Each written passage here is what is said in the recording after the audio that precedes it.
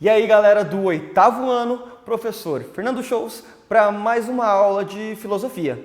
E hoje nós vamos continuar o assunto da aula anterior a respeito de Agostinho e Tomás de Aquino, fé e conhecimento. Porém, na aula de hoje eu vou abordar o pensamento de Tomás de Aquino, ok? É bem importante também que eu vou abordar aqui quais que são as influências de Aristóteles no pensamento de Tomás de Aquino, tá? Eu vou relembrar você algumas coisinhas que eu falei na aula anterior, até para você ficar mais ligado e por dentro dessa aula aqui. Lembra que eu falei que a gente está falando de filosofia medieval, tá? E que dentro da filosofia medieval nós temos duas escolas filosóficas. Uma patrística, que é representada, e fundada por Santo Agostinho, ou Agostinho de Hipona, que vai utilizar e se adaptar da filosofia platônica para colocar a filosofia cristã. Então lembra lá da ideia do mundo sensível, inteligível, ele também coloca como cidade de Deus e cidade dos homens. Porém agora a gente vai ver um outro filósofo, de uma corrente filosófica muito importante, que é a escolástica. Tá? Esse filósofo é Tomás de Aquino. Só que ao contrário do Agostinho, ele vai se aprimorar, ele vai ser influenciado pela filosofia de Aristóteles, outro importantíssimo filósofo grego.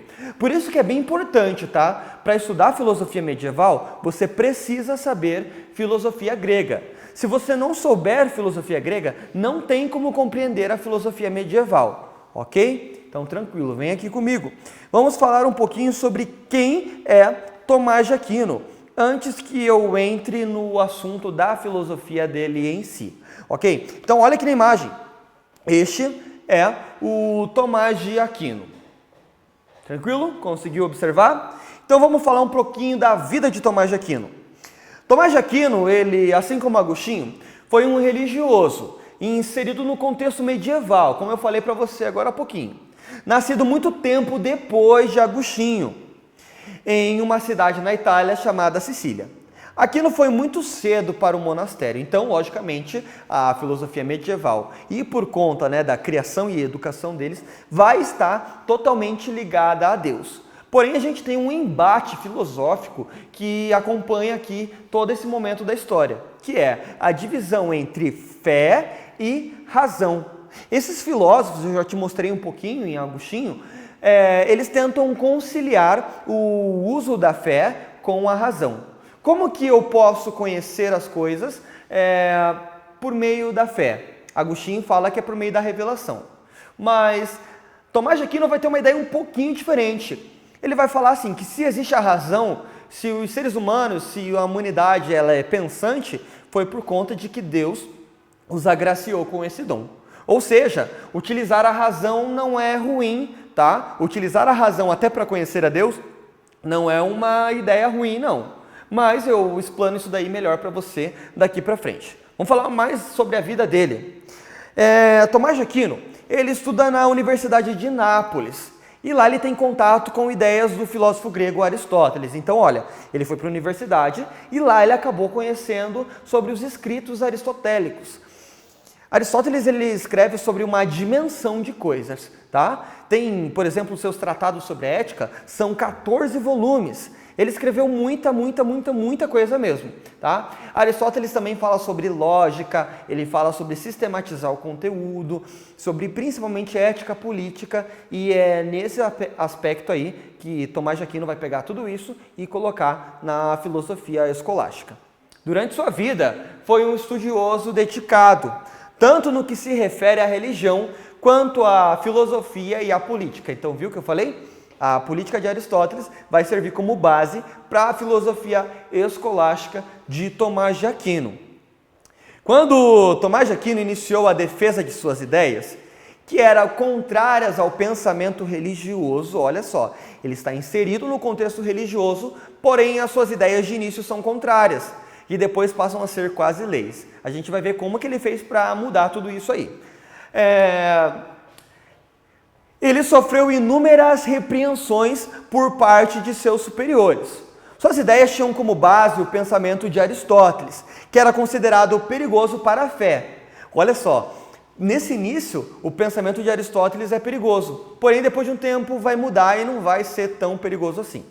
Tomás de Aquino conseguiu fazer com que as ideias de Aristóteles, ao contrário do que se pensava, tornassem a base do pensamento cristão, com a escolástica, tá? Então vamos ver o que ele faz para pegar o pensamento racional e filosófico grego de Tomás de Aristóteles e trazer nesse contexto medieval. Eu preciso te lembrar, tá, sobre a Idade Média. Na Idade Média a gente tem a sociedade dividida por estados. Então no primeiro estado está o clero, no segundo a nobreza e no terceiro os trabalhadores. Então quem dita as regras de conduta de toda essa sociedade é a Igreja Católica. E é muito perigoso você falar alguma ideia que vai contra a instituição nesse período. Por quê? Você pode ser considerado um herege. Professor, eu não lembro o que é herege, tá? Eu vou te lembrar. Herege é alguma ideia que é contrário ao pensamento religioso.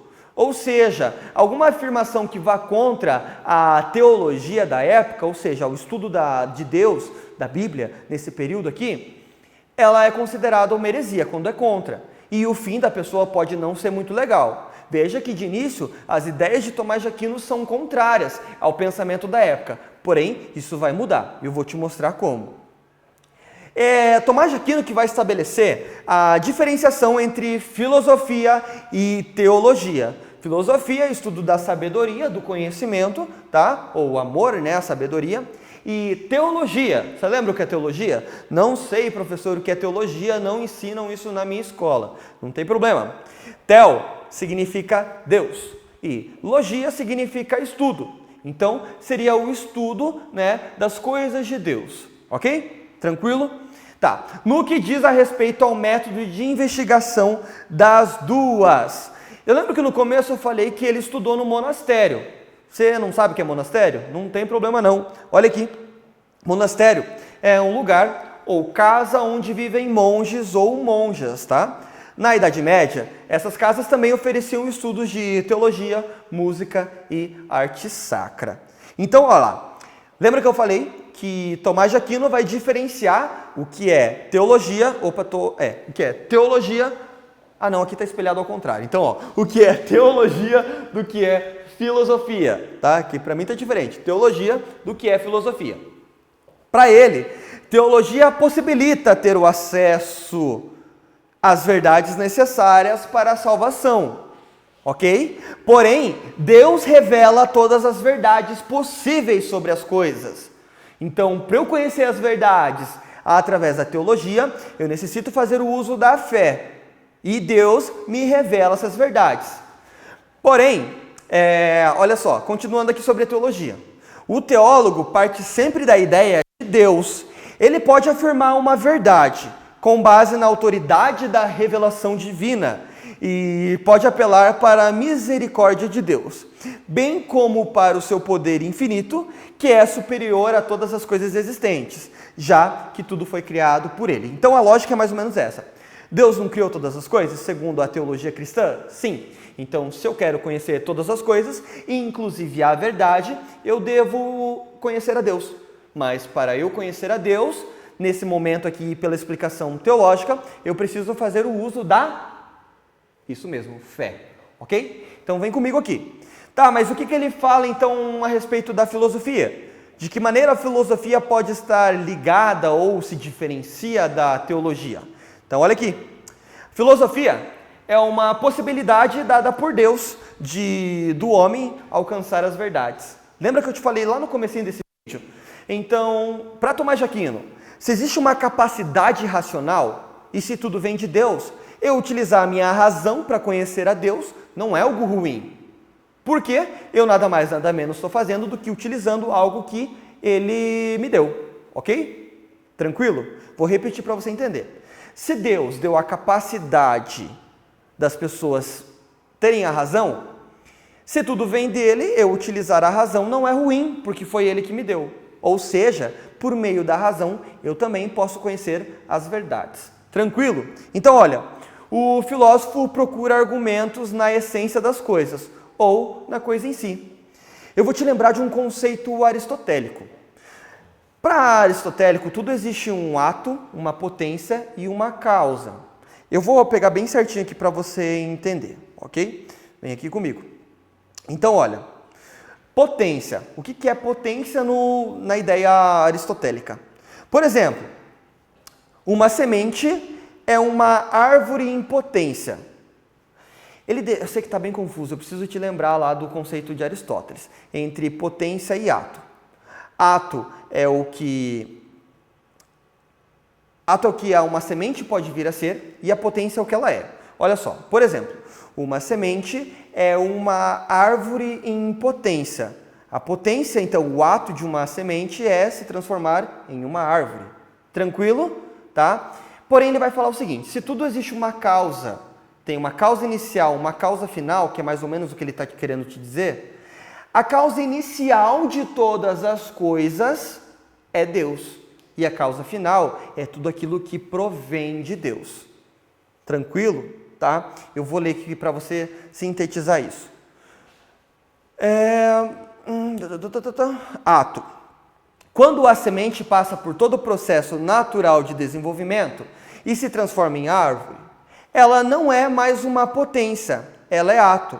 Ou seja, deixou de ser uma árvore em potência para ser uma árvore em ato. Uma árvore de fato. Então, a potência seria a causa inicial e o ato seria a finalidade em que aquilo vai se transformar, certo? No caso, a semente seria a potência e o ato seria a árvore. Tranquilo? Beleza? Então tá, vamos lá então. Porém, ele vai fazer uma diferença do conhecimento sensível e inteligível, tá? Para ele, no sensível, capta os conhecimentos por meio dos sentidos, tá?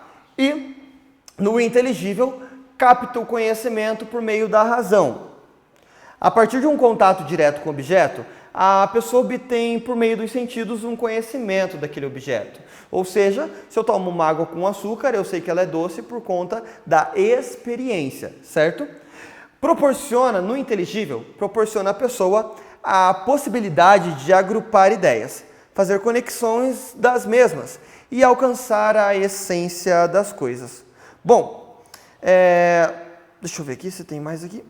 Para te explicar bem certinho aqui. Então, Platão, ele relaciona a sua filosofia com... Desculpa, perdão, já estou trocando aqui tudo.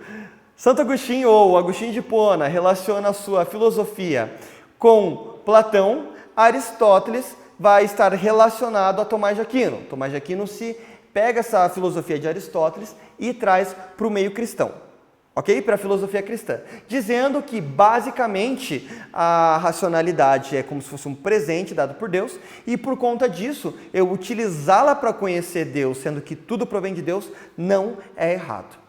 Tranquilo? Tranquilo? Lembra que Deus é a essência de todas as coisas, é o ato de todas as coisas e tudo que gera é a potência. Tranquilo?